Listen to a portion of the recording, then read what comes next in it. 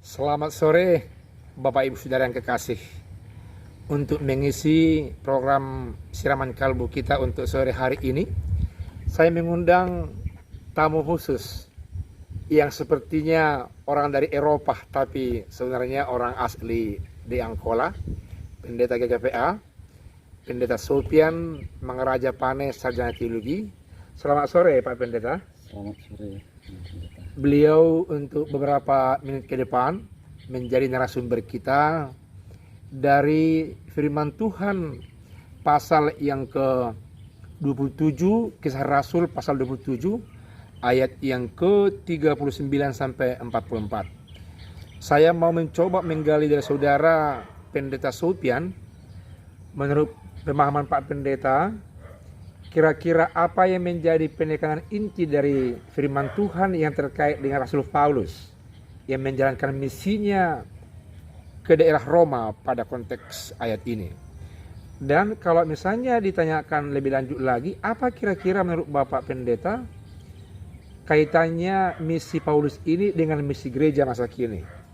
Dan jika dikaitkan dengan Roh Kudus yang menjadi pemimpin gereja hingga masa kini. Dengan hormat kami persilakan kepada Pak Pendeta.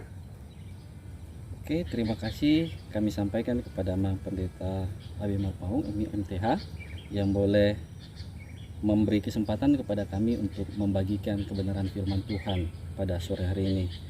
Sebagaimana dicatatkan di dalam Kisah Para Rasul ini, bahwa tentu ketika kita membaca Kisah Para Rasul 27 ayatnya yang ke-39 sampai 44 ini menjadi semacam jaminan yang dinyatakan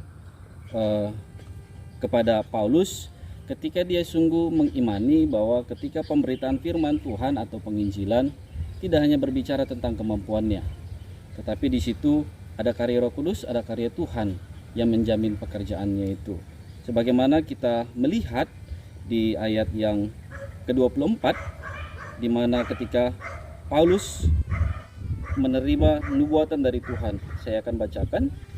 Dan ia berkata, "Jangan takut Paulus, engkau harus menghadap kaisar, dan sesungguhnya oleh karunia Allah, maka semua orang ada bersama-sama dengan engkau di kapal ini akan selamat karena engkau." Sungguh ini menjadi jaminan yang luar biasa bagi tugas penginjilan, karena tugas penginjilan itu sendiri adalah bagian dan miliknya Allah. Oleh karena itu Allah menjamin keselamatan, menjamin kesejahteraan bagi setiap orang yang mau terpanggil memberitakan pemberitaan Injil. Dan itu nyata di dalam pengalaman Paulus itu sendiri, di mana pada akhirnya ketika dia tidak pernah takut memberitakan firman Tuhan, tidak pernah takut untuk menginjili, di situ ada jaminan Allah yang bekerja. Dan ini tentu juga diilhami oleh karya Roh Kudus yang memberikan penguatan kepadanya untuk mengimani bahwa janji Allah itu ya dan amin. Apakah Pak Pendeta mau mengatakan bahwa dalam misi Allah itu menyampaikan berita Injil, berita sukacita, sepertinya tidak ada hambatan seperti sementara teks ini jelas kita lihat bahwasanya Paulus terombang-ambing sampai 14 hari di lautan seperti itu. Bagaimana ini koneksinya Pak Pendeta pemahamannya? Ya, tentu kata jangan takut dalam teks ini bukan karena tidak ada hambatan, halangan, tapi justru karena dia akan menghadapi hambatan atau tantangan. Tapi Paulus sungguh meyakini dan mengimani bahwa tantangan dan hambatan itu tidak akan pernah menghalanginya untuk melakukan pemberitaan firman Tuhan itu. Tidak akan membuat dia berpaling.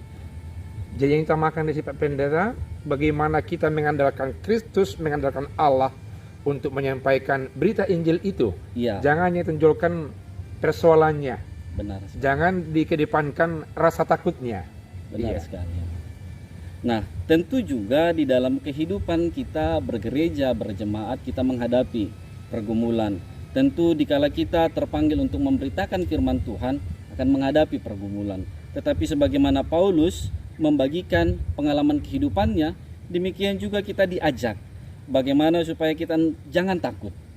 Jangan pernah berpaling untuk memberitakan firman Tuhan. Sekalipun terkhusus di dalam keberadaan kita pada saat ini, di dalam keadaan situasi dunia kita pada saat ini, tentu kita ragu, enggan untuk melakukannya. Tapi firman Tuhan ini kembali menguatkan kita, jangan takut. Jangan takut berarti kita harus tetap dalam arti menyertakan akal budi kita. Tentunya Paulus mengerti arah mata angin yang dikatakan angin ribut dari timur yang menerpa.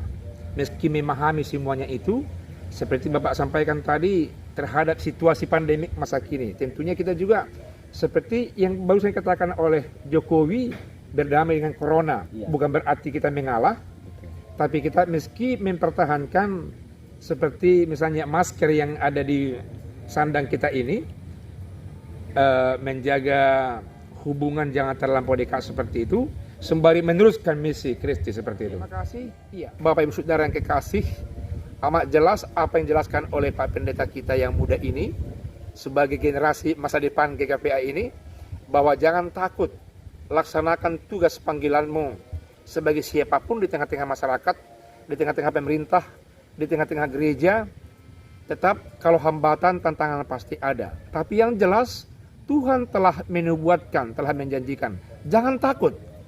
Jadi kita semua, Pak Pendeta semuanya, jemaat semuanya, pemerintah, hanya alat Allah, alat Tuhan yang meski membekali diri sesuai dengan arahan dan kerinduan Tuhan untuk mencapai tujuan misi Allah itu sendiri. Kiranya firman Tuhan yang sederhana ini membakar semangat, membakar rohani, membakar kalbu jiwa Bapak Ibu untuk mencapai yang terbaik. Tujuan saudara, apa tujuan Bapak Ibu pergi ke kantor, ke tempat kerja? Kiranya Roh Kudus yang senantiasa berjanji membimbing, menghibur, memberikan kekuatan menyertai saudara-saudara sekalian.